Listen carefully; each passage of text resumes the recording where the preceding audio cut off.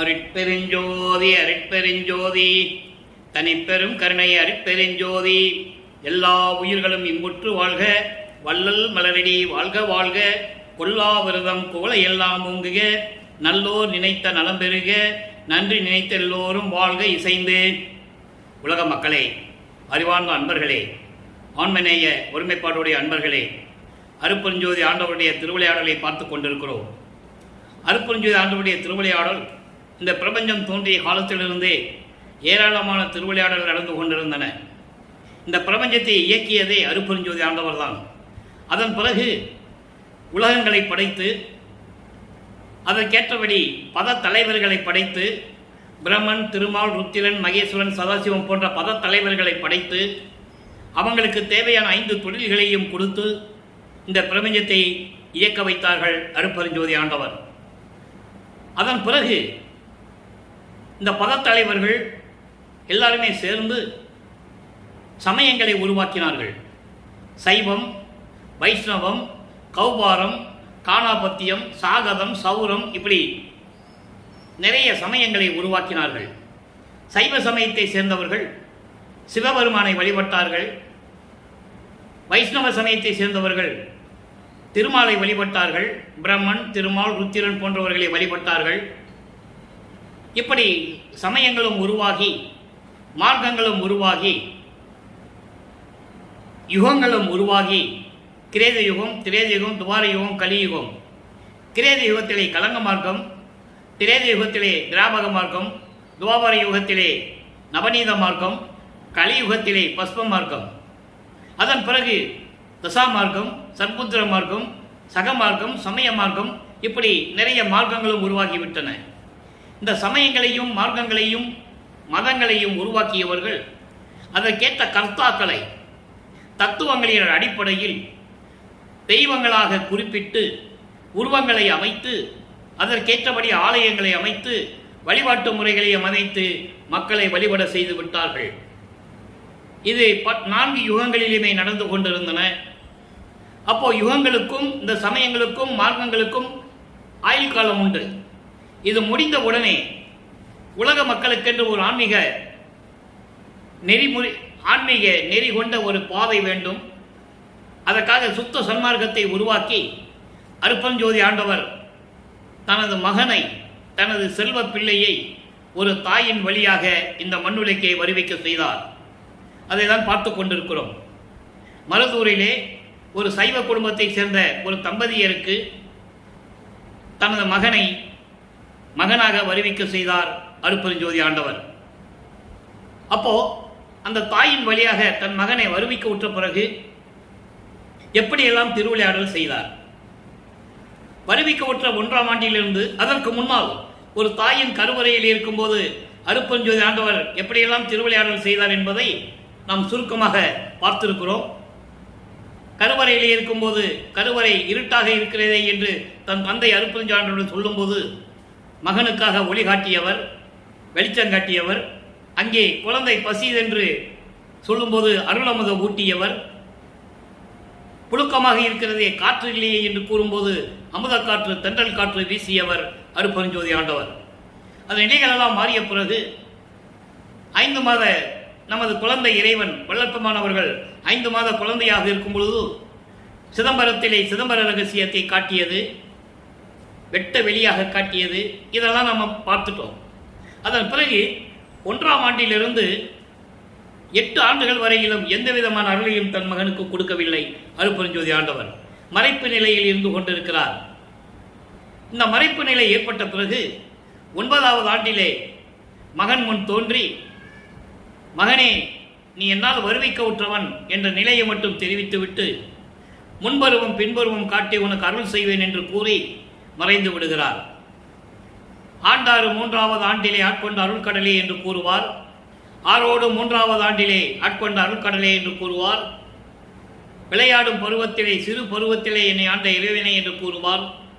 இப்படியெல்லாம் 9ஆவது ஆண்டிலே ஆட்கொண்ட பிறகு இறைவனால் வருவிக்க உற்றவன் என்ற நிலை தெரிந்த பிறகு அவருடைய மனநிலை எப்படி இருந்தது, எப்படியெல்லாம் இறைவனிடம் முறையீடு செய்தார் என்பதைதான் ஒவ்வொரு திருமுறையிலிருந்தும் ஒவ்வொரு பதிகத்திலிருந்தும் ஒவ்வொரு பாடலிலிருந்தும் படிப்படியாக நாம் பார்த்து கொண்டிருக்கிறோம்.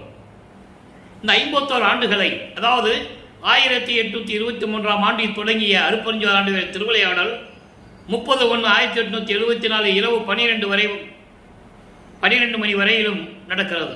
அதாவது 51 ஆண்டுகள் நடக்கிறது.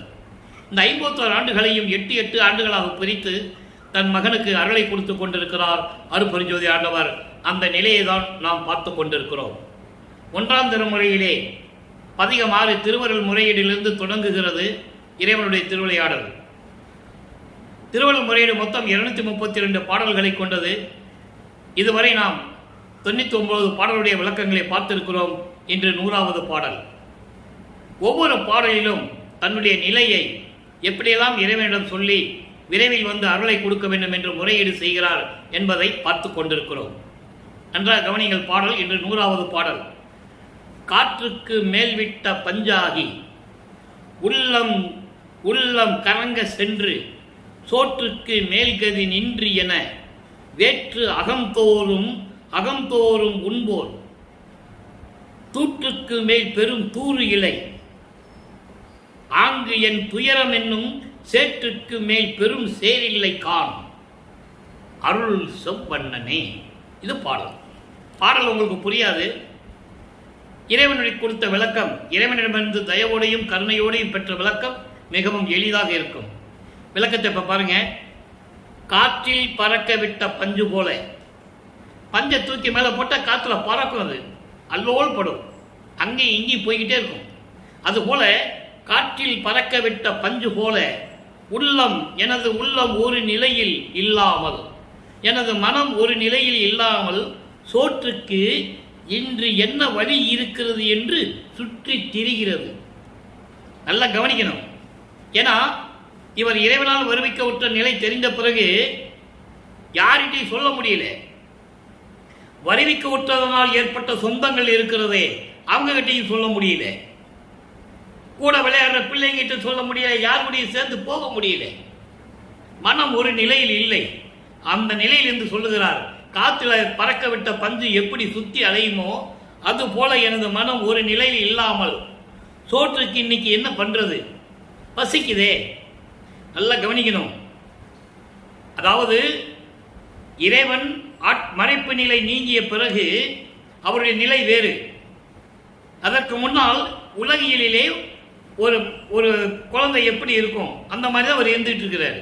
ஆனால் அதற்கு முன்னால் சொல்லுவார், நான் சாப்பிட்ட உணவெல்லாம் அமுதமாயிற்று என்று சொல்லுவார். அந்த விளக்கத்தில் நம்ம பார்க்க போறோம். அப்போ எனக்கு என்ன வழி இருக்கிறது என்று தெரியாமல் சுற்றி திரிந்து இறுதியில் வேற்றார் வீட்டுக்கு போய், மற்றவங்களின் வீட்டுக்கு போய் சென்று உண்பவர்களின் இழிவான நிலைக்கு மேல் ஒன்றும் பெரிய நிலை எதுவும் இல்லை. நல்லா கவனிக்கணும். இப்படி இந்த நிலையில் நான் இருந்து கொண்டிருக்கிறேன். இதுதான் இழிவான நிலை, ஒரு கேவலமான ஒரு நிலை, ஒரு மறைப்பு நிலை என்று சொல்லுகிறார். அந்த நிலையில் இருந்து கொண்டு இதுக்கு மேல ஒரு இழிவு நிலை இல்லை. உன்னால் வருவிக்க விட்டவன் நான் போய் இன்னொரு இடத்துல போய் எனக்கு பசிக்குது சோறு கொடுன்னு சொன்னா எப்படி இருக்கும்? இதை விட ஒரு இழிவான நிலை வேற என்ன இருக்கு? அதுபோல துயரம் என்னும் சாக்கடைக்கு மேல், துயரம் என்ற ஒரு சாக்கடை இருக்கிற நரக வேதனை, அது மேல் எந்த ஒரு பெரிய துன்பம் கிடையாது. எல்லாமே நரக வேதனை தான். எனவே சிவந்த மேனியை உடைய இறைவனே விரைவில் வந்து எனக்கு அருள்வாயாக என்று கூறுகிறார். அது உலக மக்களுக்கு எப்படி சொல்றாரு பாருங்க. அதாவது உலக மக்களுக்கு சொல்லணும், நான் இறைவனுடைய பிள்ளைன்னு சொல்லணும். பின்னால சொல்லுவார், அது வேற விஷயம். சுத்த சம்பாக்கத்தை பெற்ற பிறகு நான் அவருடைய பிள்ளைன்னு சொல்லுவார். அதை நம்ம பார்க்க போறோம் இன்னைக்கு. அதுக்கு முன்னால் அவர் சொல்ல முடியாது. ஏன்னா காலத்தின் கட்டாயம். சமயங்களும் மதங்களும் மார்க்கங்களும் சூழ்ந்திருந்த காலகட்டங்களில் இவர் வருவிக்க உற்று தின்னூர் பூசிக்கிட்டு, உத்திராட்ச மாலையை போட்டுக்கிட்டு, உத்திராட்ச கொட்டையை கழுத்தில் போட்டுக்கிட்டு, ஊதுபத்தி கொளுத்திக்கிட்டு, கற்பூரம் கொளுத்திக்கிட்டு, சிவாய நம, நமச்சிவாய நம, சிவ சிவான்னு சொல்லி இறைவனை வேண்டிக்கிட்டு இருக்கிறாரு. இது செஞ்சுதான் ஆகணும் அவரு. அதுக்கப்புறம் அவர் வேண்டான்னு சொன்னார், அது வேற விஷயம். அதை நம்ம பார்க்க போறோம். இப்போ அந்த நிலையில் இருந்து கொண்டிருக்கும் போது இதுதான் சொல்றாரு அவரு. அப்ப சொல்றாரு, அதாவது உன்னை விட்டு வேறு இடம் நான் சென்றால் இந்த இழிவு நிலை எனக்கு ஏற்பட்டுவிடும். அதுதான் இந்த பாடலுடைய மைய கருத்து. பாட்டில் சொல்லிட்டாரு.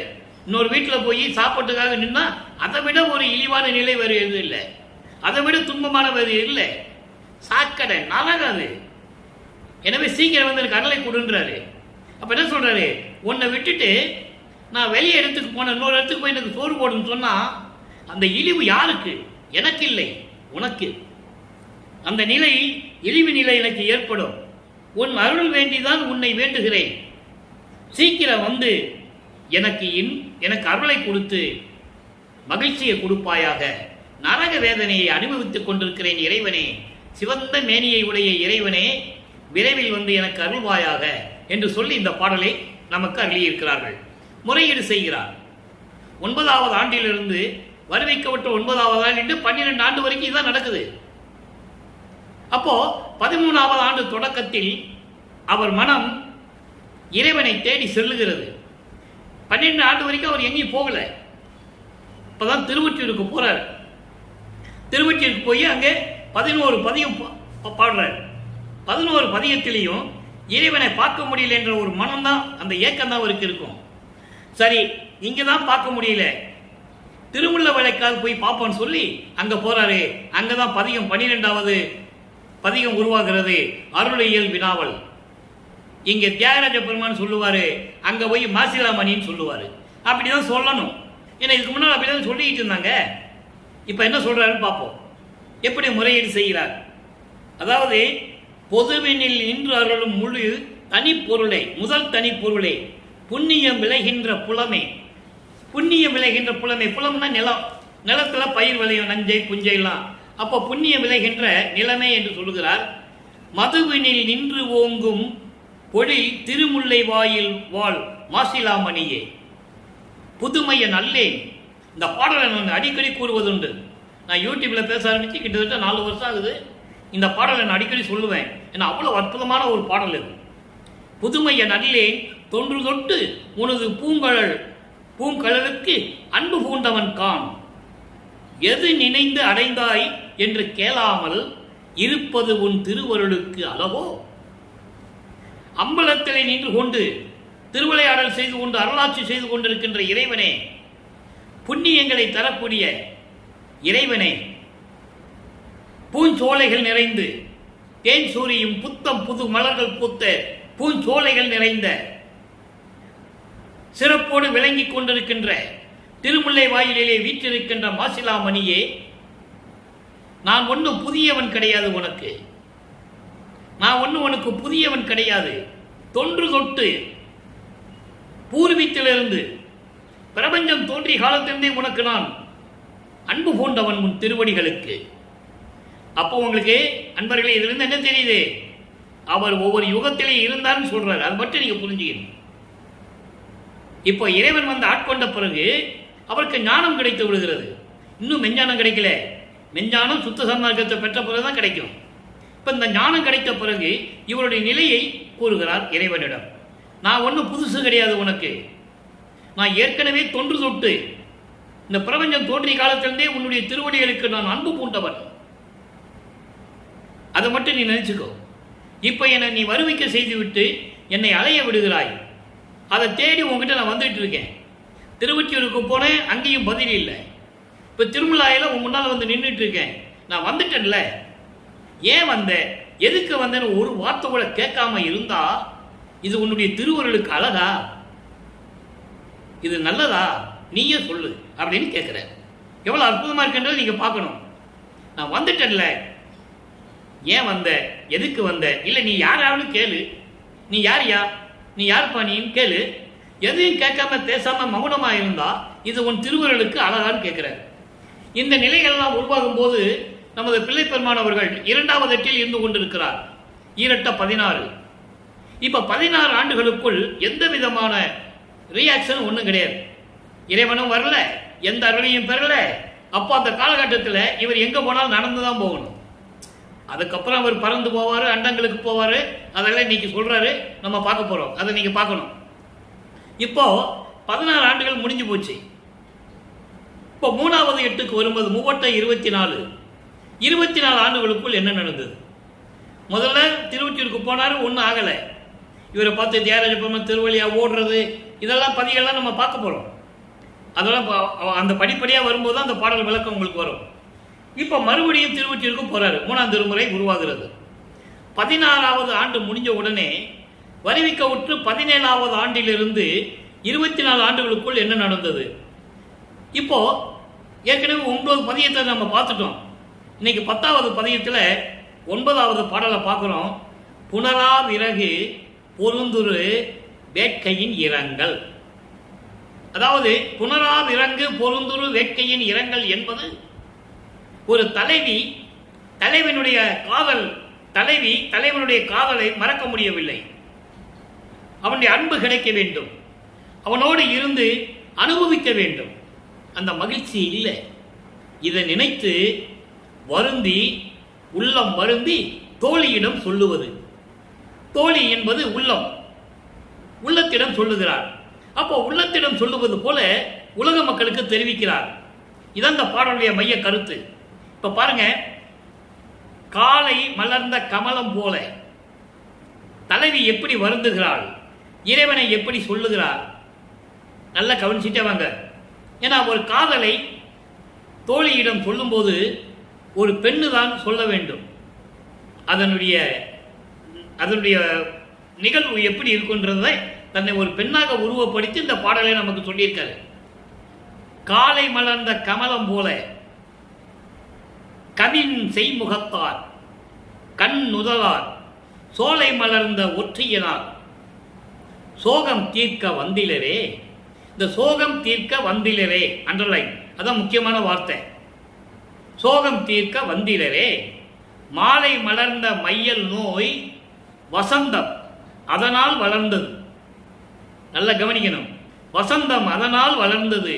ஐயோ சேலை விழியாய், அதாவது தோழியை வர்ணிக்கிறார், உள்ளத்தை சொல்றார். சேலை விழியாய் என்னடி நான் செய்வது ஒன்றும் தெரிந்திலனே. இது பாடல். இந்த பாடலுடைய விளக்கம் பாருங்க. காலையில் மலர்ந்த செந்தாமரை மலர் போல, காலையில் மலர்ந்த செந்தாமரை மலர் போல அழகான முகத்தை உடையவர். கவின் என்பது அழகு, அழகான முகத்தோடு உடையவர். அந்த முகம் எப்படி இருக்கான்? இறைவனுடைய முகம், தியாகராஜ பெருமானுடைய முகம் எப்படி இருக்கான்?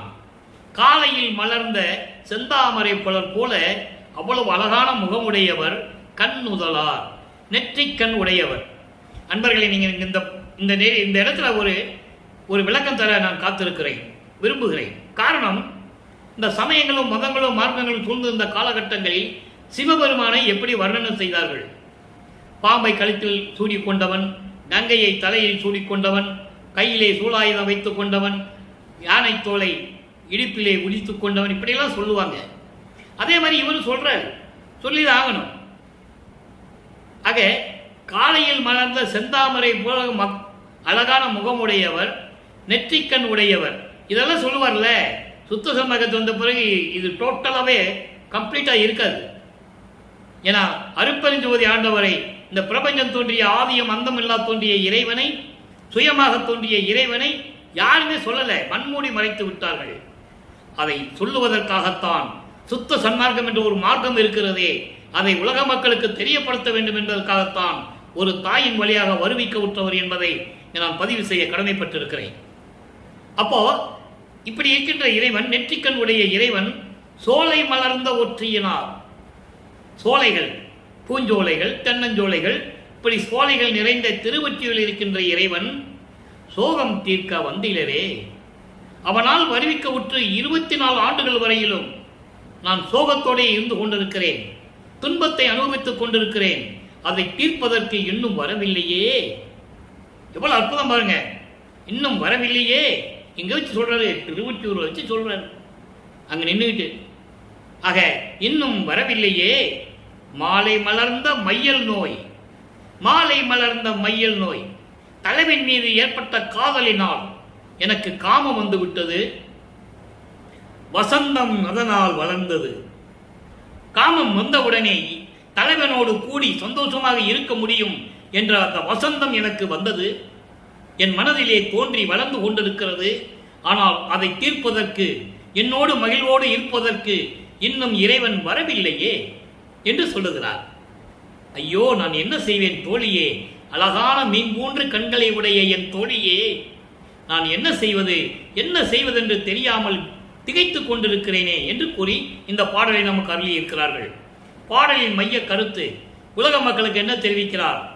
உலக மக்களே, நான் இறைவனால் வருவிக்க உற்று 24 ஆண்டுகள் வரையிலும் இறைவனிடமிருந்து எந்த அருளையும் பெற முடியவில்லை.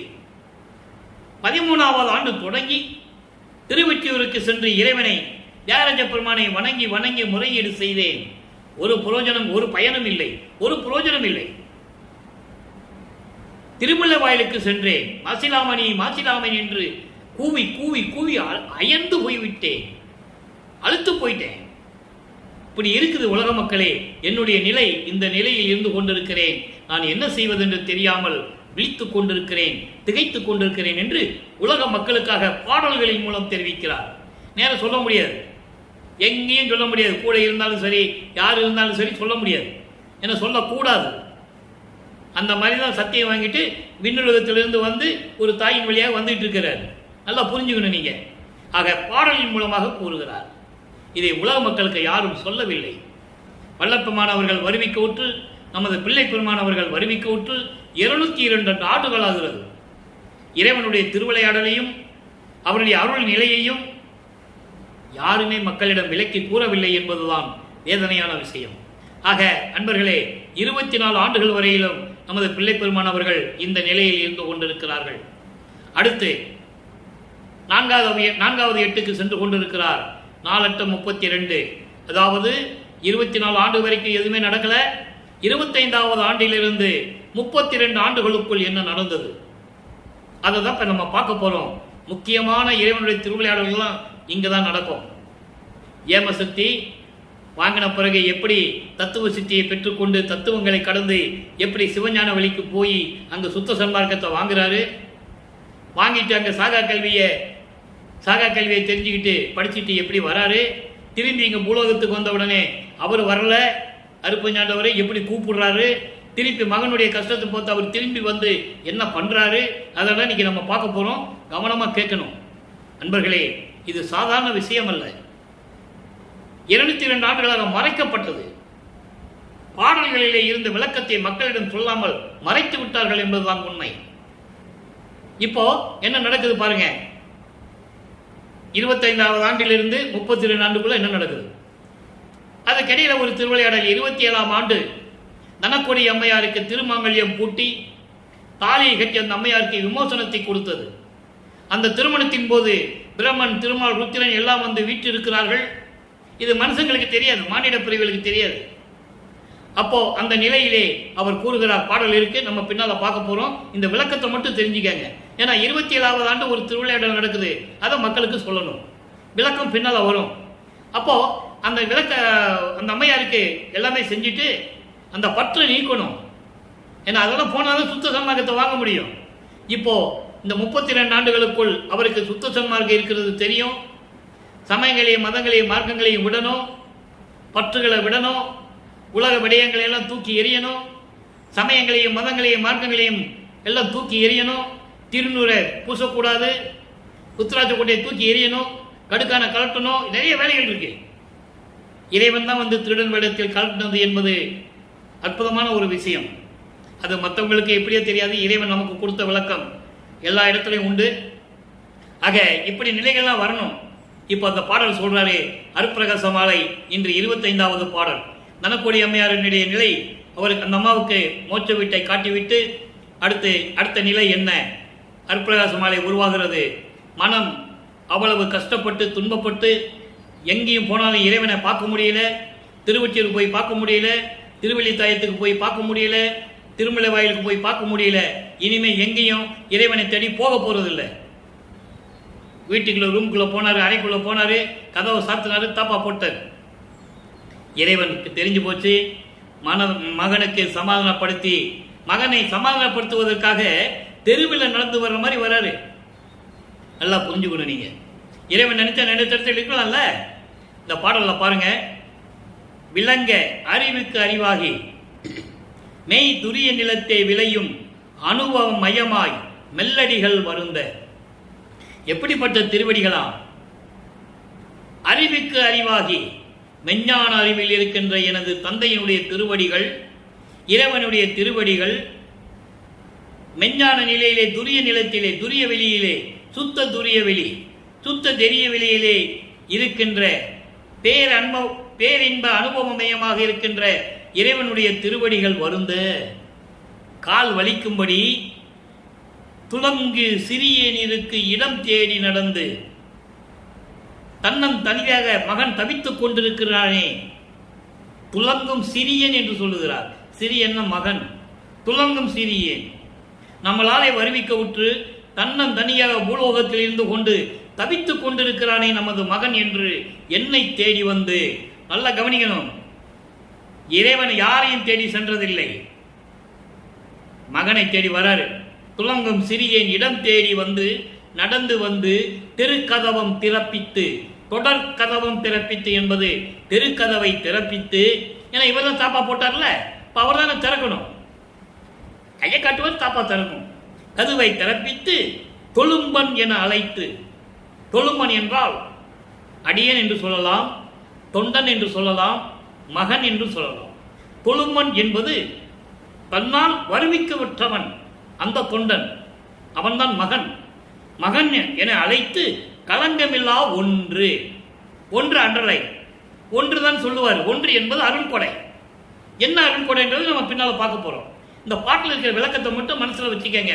ஒரு பொருளை கொடுக்கிறாரு, ஒரு அருள்கொடையை கொடுக்கிறார். களங்கமில்லா, எந்த விதமான குற்றம் இல்லாமல் இருக்கின்ற உயர்ந்த நிலையில் இருக்கின்ற அருள் வல்லமை படைத்த ஒரு அருள்கொடையை ஒன்று எனது கைதனிலே கொடுத்து, என் கையிலே கொடுத்து கழித்து உரைக. கழித்து உரைக என்பது இந்த பூலோகத்தில் நீ மகிழ்வோடு இருப்பாயாக மகனே என்று சொல்லி தெருவிலே நடந்து வந்து, எப்படிப்பட்ட திருவடிகள், மெஞ்ஞானம் கொண்ட திருவடிகள், சுத்த துரிய வெளியில் இருக்கின்ற திருவடிகள், மகனை நினைத்து தவித்துக் கொண்டிருக்கிறானே என்று நினைத்து தெருவழியாக நடந்து வந்து தெருக்கதவை திறத்து என்னை மகனே என்று அழைத்து, மகனே இதை பெற்றுக்கொள்வாயாக என்று சொல்லி ஒரு அருள் கொடையை என் கையில் கொடுத்து பூலோகத்தில் இருப்பாயாக, மகிழ்வோடு இருப்பாயாக என்று சொல்லி திருவாக்கு அருள்வாக்கு அளித்து கொடுத்தாயே அருள்கடலே. குளம் கொள் விழி பெருந்தகையே. குளம் விழி பெருந்தகை என்பது நெற்றிக்கண் உடைய பெருந்தகையே. இப்ப பாருங்க, இவரு இப்பவும் சிவபெருமான் தான் சொல்லுவார். சுத்த சன்மார்க்கத்தை வாங்கின பிறகுதான் அருப்பெருஞ்சோதின்னு சொல்லுவார். நல்லா கவனிக்கணும் நீங்க. குளங்கொள் விழி பெருந்தகையே, மணிமன்றில் நடம் செய் குருமணியே, அன்பர் மன கோயில் வாழ் குருவே. சரி, இது ஒரு கேள்வி உங்க மனசுல வரும். ஏன் நெற்றிக்கண் உடைய சிவபெருமான், தியாகராஜன், மாசிலாமணி முதலே இவர் அருப்பெருஞ்சோதின்னு சொல்லிட வேண்டியதானே? உங்க கேள்வி மனசுல வரும். அதுக்கான பதில் பின்னால பாடல் இருக்கு, அது வரும்போது உங்களுக்கு விளக்கம் தரேன். இவங்கெல்லாம் சைவ சமயத்தை சேர்ந்தவர்கள். யாரு? சிவபெருமானு, நடராஜன், இந்த தியாகராஜன், மாசிலாமணி, இந்த பேரெல்லாம் வச்சுட்டு கூப்பிட்டாங்கல்ல, இவங்கெல்லாம் ஒரு பதத்தலைவர்களுடைய நிலையில் இருந்து கொண்டிருந்தவர்கள். அருப்பெருஞ்சோதி என்பது இவர்களையெல்லாம் படைத்த இறைவன், ஆதியமந்தமில்லா தோன்றிய இறைவன். அதுக்கப்புறம் தான் இவருடைய நிலைகள்லாம் மாற்றி சொல்லுவார். அது அந்த விளக்கத்தை இன்னைக்கு நம்ம பார்க்க போறோம். நல்லா கவனிச்சுட்டு வாங்க. அப்போ இந்த நிலையில் இருக்கும்போது இறைவன் வந்து எனக்கு ஒரு அருள் கொடையை கொடுத்து பூலோகத்தில் இருப்பாயாக என்று சொல்லி எனக்கு கொடுத்து விட்டு அருளி மறைந்து விட்டார். இப்போ போயிட்டார், அருள் கொடையை கொடுத்தாரு, போயிட்டாரு. என்ன அருள் கொடை? ஆறாம் திருமுறை உருவாகிறது. அதாவது ஆறாம் திருமுறை உருவாகிறது என்பதை விட வல்லப்பெருமான் அவர்கள் 5வது எட்டில் இருந்து கொண்டிருக்கிறார்.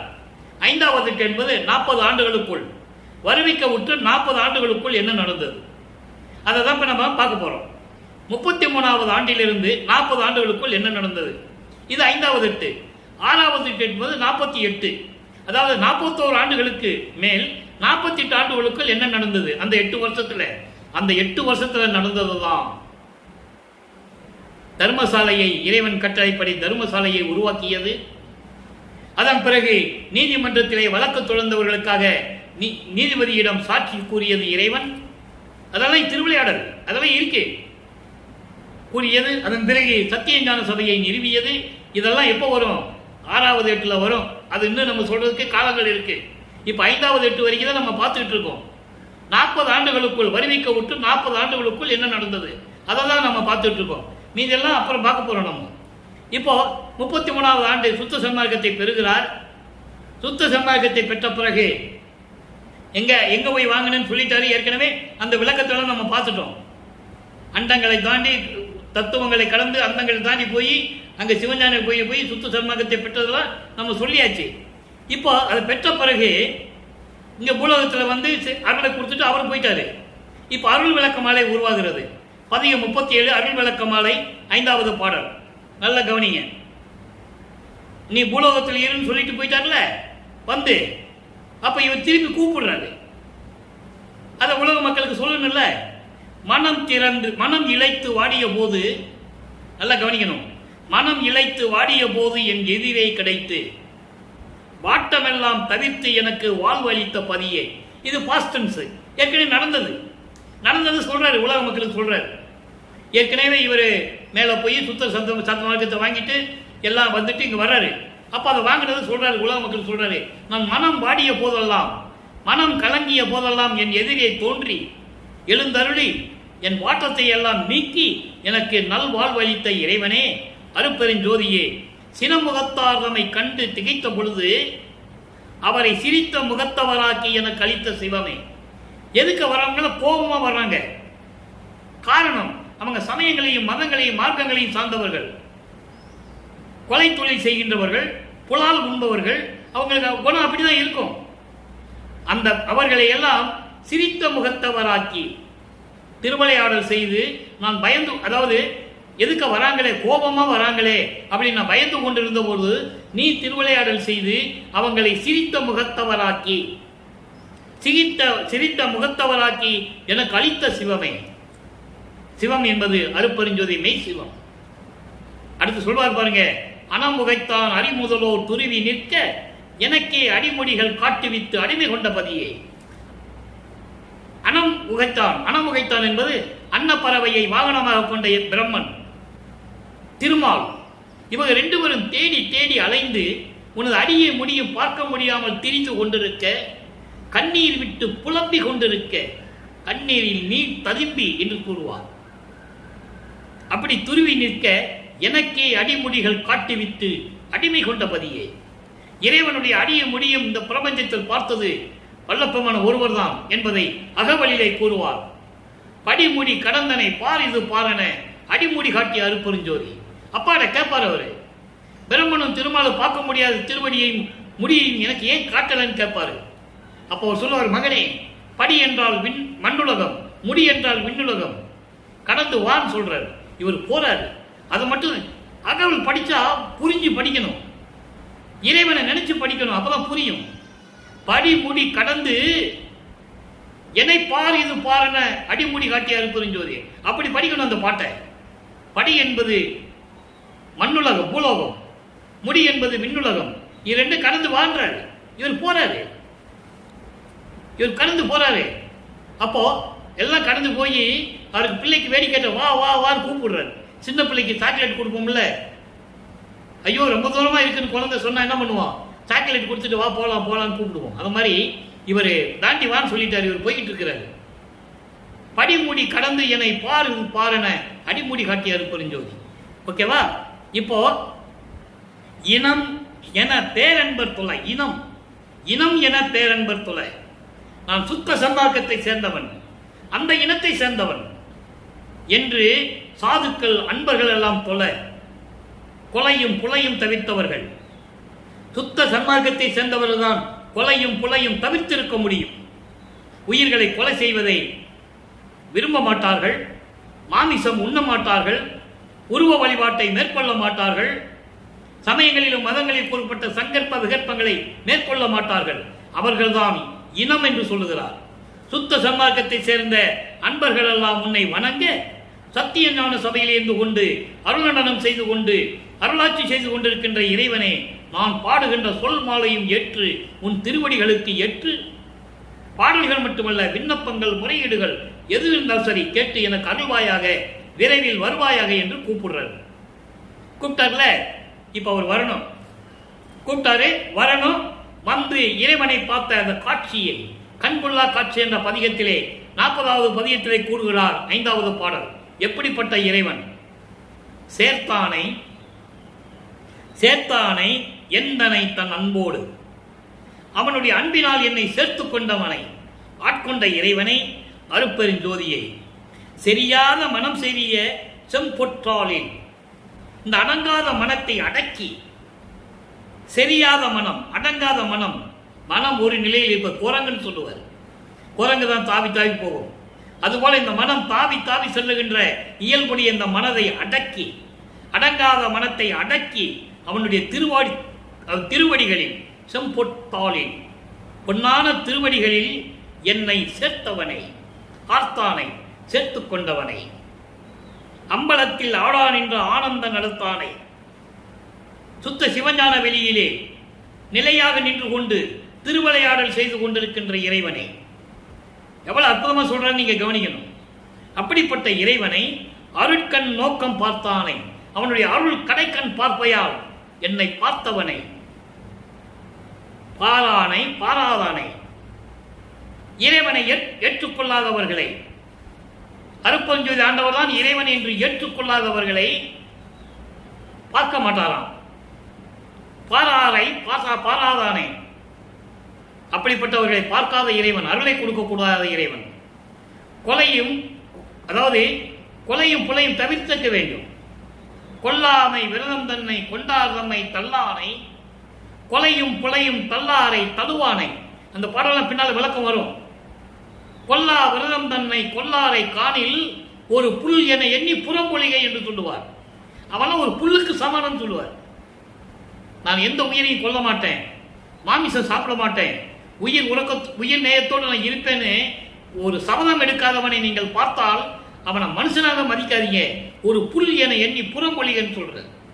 அதான் இங்க சொல்றாரு, பாராரை பாராதானை இறைவனை ஏற்றுக்கொள்ள வேண்டும். அருட்பெருஞ்சோதி ஆண்டவரை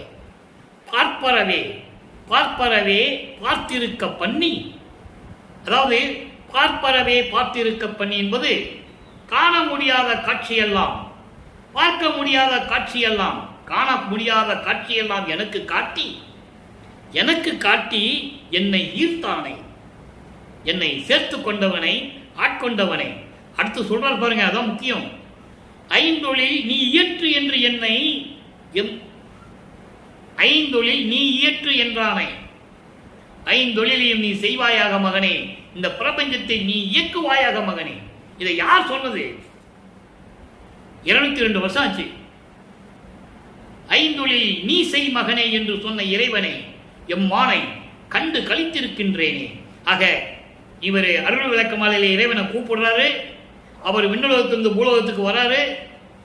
இவர் இருக்கிற இடத்துக்கு வந்து சொல்றாரு, அந்த காட்சியை சொல்றாரு உலக மக்களுக்கு.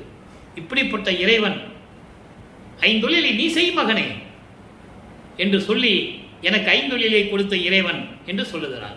அப்ப இதுக்கு முன்னால் இருந்தவங்களாம் பிரமன் திருமால் ருத்திரன்லாம் என்ன ஆச்சு? அதை ஏற்கனவே திருவடி நிலையில நம்ம பார்த்துட்டோம். இன்னைக்கு திருவடி நிலையில 5வது பாடல். இறைவனுடைய திருவடி எப்படிப்பட்டது சொல்லணும்ல, சொல்றாரு. பொன் வண்ண பொறுப்பு ஒன்றது திருவடியை சொல்றாரு. பொன் வண்ண பொறுப்புன்னா மலை, பொன்னால் ஆனும் மலை போன்ற திருவடியா. மலை ஒன்றது சகுனாந்தம் போந்த வான் முடியாது. இறைவனுடைய திருவடியை சொல்றாரு. நீங்க பாடல் உங்களுக்கு புரியாது, விளக்கத்தை சொல்றேன். அதாவது இறைவனுடைய திருவடி எப்படி இருக்குன்னா, ஒரு பொன்னான மலை எப்படி இருக்கும் அது போன்று உயர்ந்த நிலையில் இருக்கின்ற திருவடி. சகுனாந்தம் போந்த வான் முடியாது. அதாவது என் குணங்களோடு குணாந்தம் சக குணாந்தம் என் குணங்களோடு வானளவில் எழுந்து உயர்ந்து நிற்கின்ற வானளவில் உயர்ந்து நிற்கின்ற திருவடி அது. அங்கு அதன் மேல் மண் வன சோதி தம்பம் ஒன்றது. சோதி தம்பம் என்ன? அருட்பெருஞ்சோதி. தம்பம்னா தூணு. அந்த அளவுக்கு உயர்ந்து இருக்கிற அருட்பெருஞ்சோதி ஆண்டவருடைய திருவடி அது. மண்பன சோதி தம்பம் ஒன்றது. இறைவனுடைய திருவடியை சொல்றார். தங்க மலை போன்ற இருக்கின்ற திருவடி, என் குணங்களோடு விளங்கிக் கொண்டிருக்கின்ற இறைவனுடைய திருவடி, அருட்பெருஞ்சோதி ஆண்டவருடைய, அதாவது தூண் போன்று உயர்ந்து கொண்டிருக்கின்ற அந்த திருவடி அது. அடுத்து சொல்ற பாருங்க, மா வயந்து வான் அந்தத்து ஆண்டு அதாவது பரவிந்து நிலையில் வான் வாய்ந்து வாய்ந்து வான் அந்தத்து பரநாத நிலையில் இருந்து கொண்டு அங்கே அருளாட்சி செய்து கொண்டிருக்கின்ற திருவடி ஆண்டுன்னு சொல்றார். ஆண்டு அப்படிப்பட்ட திருவடி, அதற்கு மேலேயும் அதன் மேல் என்மன சோதிக்கொடி பரநாந்தத்தில் விளங்கியது. பரவிந்து பரநாதம் இந்த நிலையில் விளங்கிக் கொண்டிருக்கின்ற திருவடி என்று சொல்லுகிறார். அப்படிப்பட்ட சோதிக்கொடி, அதாவது அருட்பெருஞ்சோதி ஆண்டவரை சொல்லுகிறார். பரநாதம் பரவிந்து இந்த நிலைகளுக்கு மேல் விளங்கிக் கொண்டிருக்கின்ற திருவடி, அதன் மேல் அந்த திருவடி நிலையை நான் எப்படி கண்டேன்? தன் மனம் மணக்கும் ஒளி மலராக தழுவினன். தன் மனம் மணக்கும் ஒளி மலராக தழுவினன். அதாவது கடவுள் நிலையில் இருந்து கொண்டிருக்கின்ற கடவுளின் இயல்போடு அந்த தன்மையான அருளோடு விளங்கும் அருட்பெருஞ்சோதி ஆண்டவருடைய திருவடிகளை நான் தழுவினேன். எவ்வளவு அற்புதமா சொல்ற பாருங்க. அப்படிப்பட்ட திருவடிகளை நான் தழுவினேன், திருவடி நிலையே. இதுதான் இறைவனுடைய திருவடி நிலை என்று சொல்லுகிறார். இந்த திருவடியை யாரும் பார்க்க முடியவில்லை என்பதை நாம் பல பாடல்களிலே ஏற்கனவே பார்த்து விட்டோம். வானிருக்கும் பிரமரும் நாரணரும் பிறரும் மாதவம் பன்னாட் புரிந்து மணிமாட நடுவே தேனிருக்கும் மலரனில் மேல் படிக்கரையினுடைய திருவடி சேர்த்தருளுக என செத்தி வரிந்திடவும். அப்படிப்பட்ட திருவடியை யாருமே பார்க்க முடியல.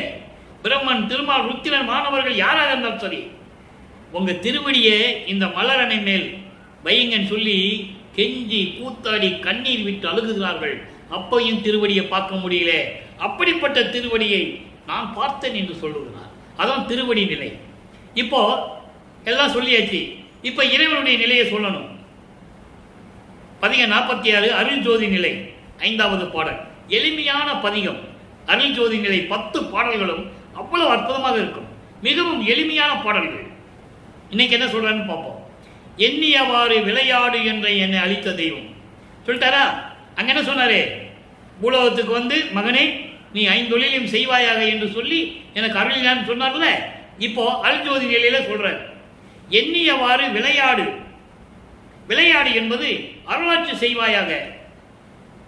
இதெல்லாம் மக்கள்கிட்ட யார் சொன்னது? யாரும் சொல்லலை. பொதுப்படையா பேசிட்டு அப்படியே மூடி மறைச்சி பூசி மொழிகி மக்களுக்கு தெரிய விடாம பண்ணிட்டாங்க. சோறு போட சொன்னாரு, நீங்க சோறு போடுங்க. கரசாலையை குடிக்க சொன்னாரு. ஒரு லிட்டர் தண்ணியை எடுத்து 1 டம்ளர் சுண்ட காய்ச்சி குடிக்க சொன்னாரு. இப்படி தான் பேசினார்கள். இது உண்மை. நானே காதால கேட்டிருக்கேன் பேசினது. அவர் என்ன சொல்றாரு? நான் 5 தொழிலை நான் தான் பண்ணிட்டு இருக்கேன், நான் தான் இறைவன், உன்னை படைத்தவன் நான் சொல்றார். எண்ணியவாறு விளையாடு என்று என்னை அளித்த தெய்வம். அளித்த தெய்வம் அன்றலை, அதுக்காக தான் வருவிக்க செய்தார்.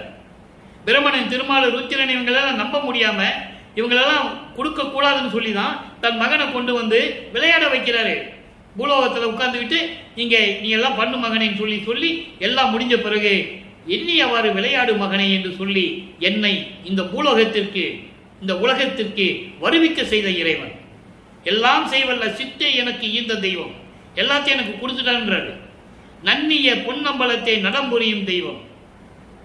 பொற்சபையிலே அருள் நடனம் செய்து கொண்டு அருளாட்சி செய்து கொண்டிருக்கின்ற இறைவன் நானாகி தானாகி நன்னுகின்ற தெய்வம். நான் அவனை ஒன்றுன்றாரு. நானாகவும் இருப்பேன், அருட்பெருஞ்சோதியாகவும் இருப்பேன். நான் தானானான், தான் நானானான், நானும் தானுமானவன் சொல்வார். பெற்றேன் என்றும் இரவாமை வேதம் தவிர்ந்த இறைவன் என்னை உற்றை கலந்தான், நானும் அவனை உற்றை கலந்தேன் ஒன்றானோம். நிறைய விளக்கங்கள் இருக்கு அன்பர்களே. நமக்கு தான் நேரம் பத்தல, பேசிக்கிட்டே இருக்கலாம். இறைவனை பற்றி விளக்கங்கள் சொல்லிக்கிட்டே இருக்கலாம். அப்படி நானாகி தானாகி நன்னுகின்ற தெய்வம் பண்ணிய என் பூசையிலே, பண்ணிய என் பூசையிலே பழித்த பெருந்தெய்வம். அவர் என்ன பூஜை பண்ணாரு சொல்லுங்க? நோவாமல் நோன்பு. நோவாமல் நோன்பு என்னை போல் நோற்றவரும், எஞ்ஞான்றும் சாகாவரம் என்னை போல் சார்ந்தவரும், தேவானின் பேரர்களை என்னை போல் பெற்றவரும் எவ்வுலகில் யார் உலர் சற்ற அறையின் கேப்பர். சொல்லும் அவனே, உன்னை நம்ப முடியாது.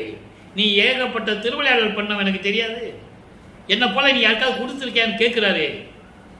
அதுக்கு பதில் சொல்லுவாரு அருட்பெருஞ்சோதி ஆண்டவர். தன் மகனுக்கு பதில் சொல்லுகிறார். அதை அருப்பெருஞ்சோதி அகவலிலே கூறுவார் வல்லற்பமானவர்கள். சாவா நிலை இது தந்தனம் உனக்கே ஆபா என அருளிய அருப்பெருஞ்சோதி. உனக்கு மட்டும்தான் நான் மகனை கொடுத்துருக்கேன், யாருக்கு கொடுக்கலன்னு சொல்லுவார். அதை தான் இங்கே சொல்றாரு. நான் செய்த தவத்தினால் 4 யுகங்களிலுமே நான் செய்த தவம் வேறு. ஆனால் இங்கே சமரச சுத்த சந்தாகத்தை பெற்ற பிறகு நான் செய்த தவம் நோவாத நோன்பு. உடம்பை வருத்தாமல், எதையுமே வருத்தாமல், இந்த உடம்பை வருத்தாமல், மனதை வருத்தாமல் என் நேரமும் உன்னையே நினைச்சுக்கிட்டு இருந்தேன். அதான் தவம். சுத்த சந்தாகத்தின் தவம் என்ன? என் நேரமும் இறைவனை நினைச்சுக்கிட்டு இருக்கிறது. உயிர் இரக்கத்தோடு இருக்கிறது, ஜீவகான்ய ஒழுக்கத்தில் இருப்பது.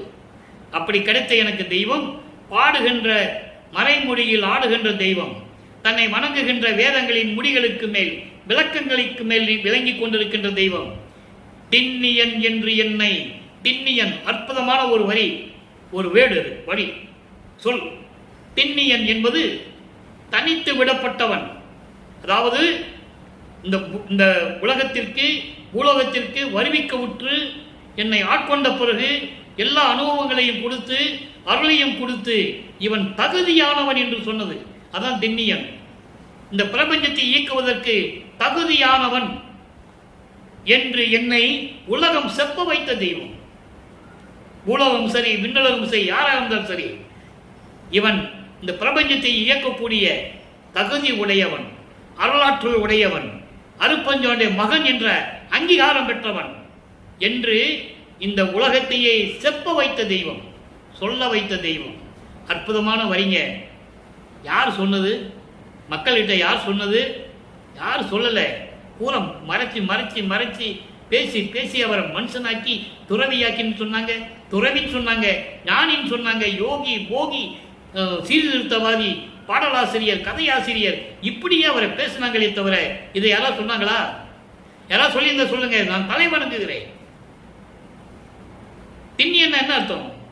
தகுதி வாய்ந்தவன், பிரபஞ்சத்தை இயக்கக்கூடிய அருளாற்றல் பெற்றவன், அருப்பஞ்சோனுடைய மகன் என்ற அங்கீகாரம் பெற்றவன், முடிசூடப்பட்டவன். அப்படிப்பட்ட என்னை இந்த உலகத்தையே சொல்ல வைத்தாயே, அப்படிப்பட்ட தெய்வம். சிற்றவையில் விளங்குகின்ற தெய்வம், அதே தெய்வம். பாடல் முடிஞ்சிச்சா?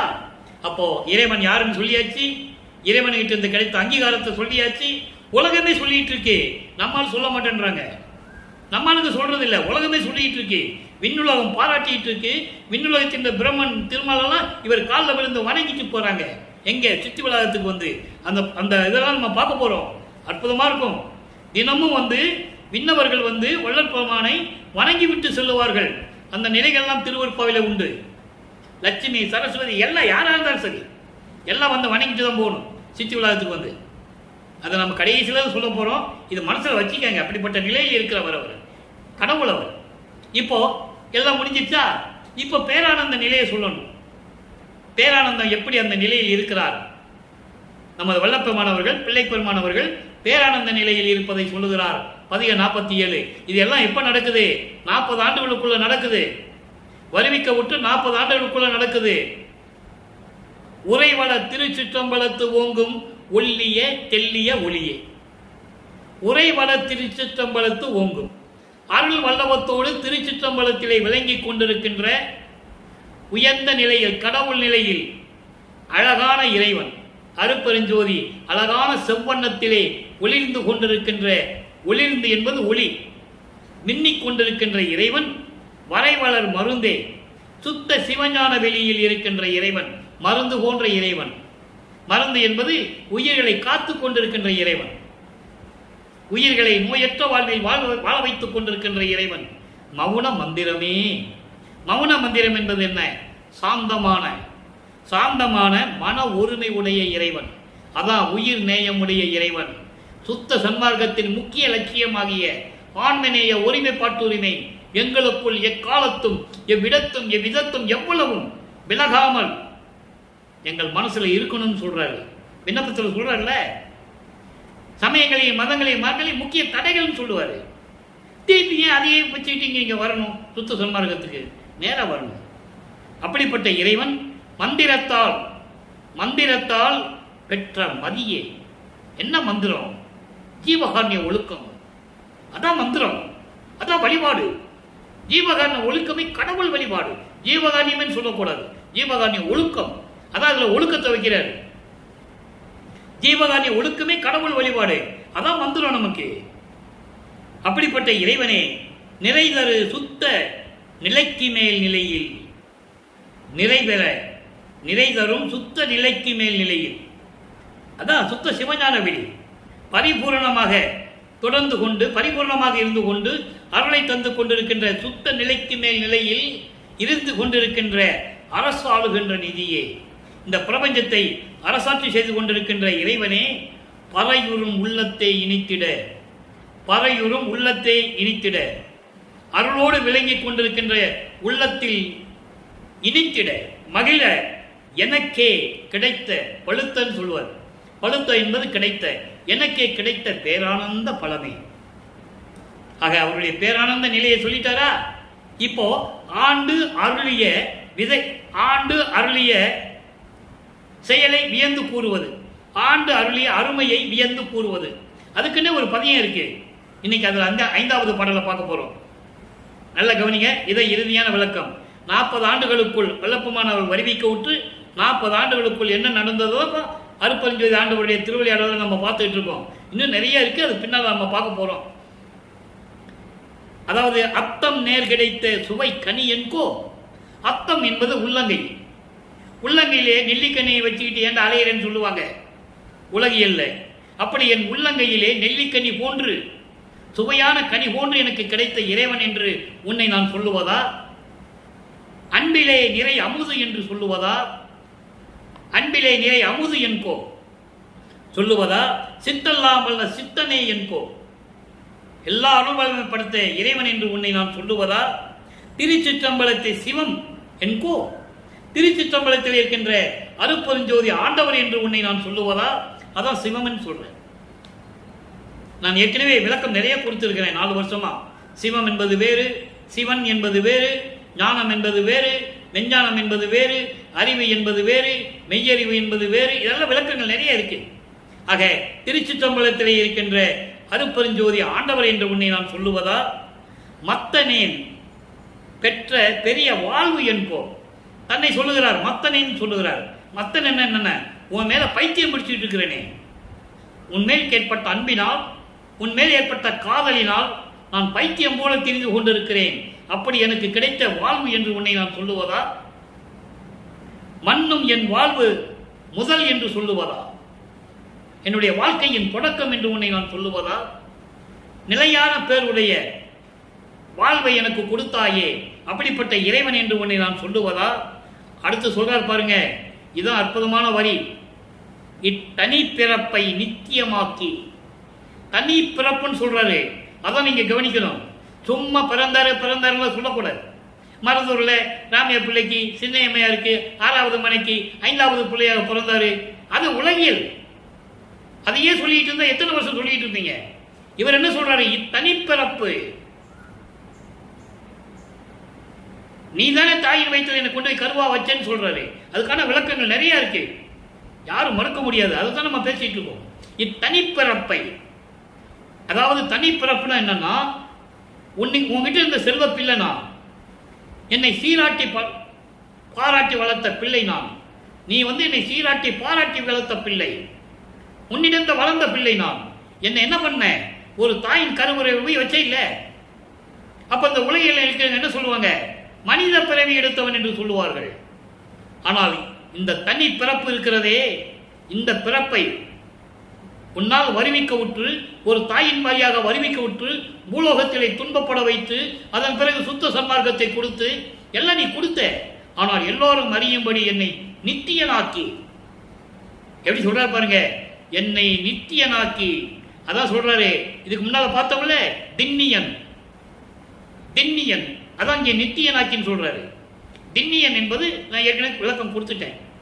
தகுதியானவன் பிரபஞ்சத்தை இயக்குவதற்கு, மகன் என்ற ஒரு அங்கீகாரம். அப்படி என்னை நித்தியனாக்கி உன்னால் வருவிக்க விட்ட இந்த மனித உடம்பை, இந்த பிறப்பை, அதான் தனி பிறப்புன்னு சொல்றாரு, இந்த பிறப்பை நித்தியனாக்கி என்னை ஆண்டு அருளிய உன்னை நான் என்னவென்று சொல்லுவது? ஆக அவர் வருவிக்க விட்டதை எப்படி நித்தியனாக்கி தன்னை ஆண்டு கொண்டார் என்பதை உலக மக்களுக்கு தெரிவிக்கிறார் நமது இறைவன் வல்லற்பெருமானவர்கள். எனவே அன்பர்களே, இன்றோடு இல்லை, இந்த பாடல்களோடு இன்றைய அருட்பெருஞ்சோதி ஆண்டவருடைய திருவிளையாடல் நிறைவடைகிறது. மீண்டும் நாளை தொடரும். இன்று 100வது பதிவு. 100வது பதிவு என்பது நீங்கள் கேள்விப்பட்ட எபிசோடு. இன்னைக்கு 100வது எபிசோடு. இன்னும் நிறைய இருக்கு. 3 வருஷம் சொல்லணும். 51 வருஷம் திருவிளையாடல சும்மா ஒரே நாளில் சொல்லிட முடியாது. இன்னும் இப்போ நம்ம 5வது எட்டில் தான் இருக்கிறோம். 40 ஆண்டுகளுக்குள் என்ன நடந்ததுதான் பார்த்துக்கிட்டு இருக்கோம். இன்னும் 11 ஆண்டுகள் சொல்லணும். அதெல்லாம் பின்னாடி இதெல்லாம் முடிஞ்ச உடனே அது வரும். ஆகவே அன்பர்களே, இப்படியெல்லாம் அருட்பெருஞ்சாண்டுடைய திருவிளையாடல் இந்த பூலோகத்திலே தன் மகனை வைத்துக் கொண்டு நடத்தி கொண்டிருந்தார் என்பதையும், எதற்காக திருவிளையாடல் செய்தார் என்ற நிலையையும் நம்ம ஏற்கனவே விளக்கி கொண்டிருக்கிறோம். சுத்த சன்மார்க்கத்தை கொடுத்து உலக மக்களை எல்லாம் சுத்த சன்மார்க்கத்தில் இணைத்து அவர்களெல்லாம் மகிழ்வோடு வாழ வேண்டும் என்பதற்காகத்தான் நான் வருவிக்க விட்டேன் என்று சொல்லுவார். அகத்தை கருத்து புறத்தை வெளுத்திருந்த உலக அனைவரையும் சகத்தை திருத்தி சன்மார்க்கத்தை அடைவித்திட அவரும் இகத்தை பலத்தை பெற்று மகிழ்ந்திடுவதற்கென்றே என்னை முகத்தே இறைவன் வருவிக்க விட்டேன், அருளை பெற்றேனே. ஆக இதற்காக தான் நமது பிள்ளைப்பெருமானவர்கள் வருவிக்க விட்டார் என்பதை தெரிவித்துக் கொண்டு, அன்பர்கள் நீங்கெல்லாம் சுத்த சன்மார்க்கத்தில் இணைந்து சும்மா சமயங்களும் மதங்களும் மார்க்களும் இருந்துட்டு தான் வரணும், எல்கேஜி படிச்சு தான் வரணும் சொல்லுவாங்க. நம்பாதீங்க, அதெல்லாம் வேண்டாம். நேரம் வாங்க, நேரம் வந்து அருட்பெருஞ்சோதி சொல்லுங்க. அதுக்கான தகுதி என்னவென்றால் ஒரே ஒரு குவாலிஃபிகேஷன் தான். கொலையும் புலையும் தவிர்த்திருக்க வேண்டும். உயிர்களை கொலை செய்வதை நிறுத்த வேண்டும். புலால் சாப்பிடுவது, அதாவது மாமிசம் சாப்பிடுவதை நிறுத்த வேண்டும். இதான் குவாலிஃபைடு, வேற ஒன்றும் கிடையாது. இதெல்லாம் நிறுத்திட்டு சுத்த சன்மார்க்கத்தில் இணைந்து இறைவனுடைய அருளை பெற்றுக்கொண்டு இந்த வையகத்திலே நீங்கள் வாழ்ந்து நோயற்ற வாழ்வில் வாழ வேண்டும் என்று இறைவனுடைய தயவோடையும் கருணையோடையும் வாழ்த்தி விடைபெறுகிறேன். இந்த வள்ளலார் ஊழியன். மீண்டும் நாளை சந்திப்போம். நன்றி, வணக்கம். அருட்பெருஞ்சோதி அருட்பெருஞ்சோதி தனிப்பெரும் கருணை அருட்பெருஞ்சோதி. அருட்பெருஞ்சாண்டுடைய திருவிளையாடல் நாளையும் தொடரும். நன்றி, வணக்கம்.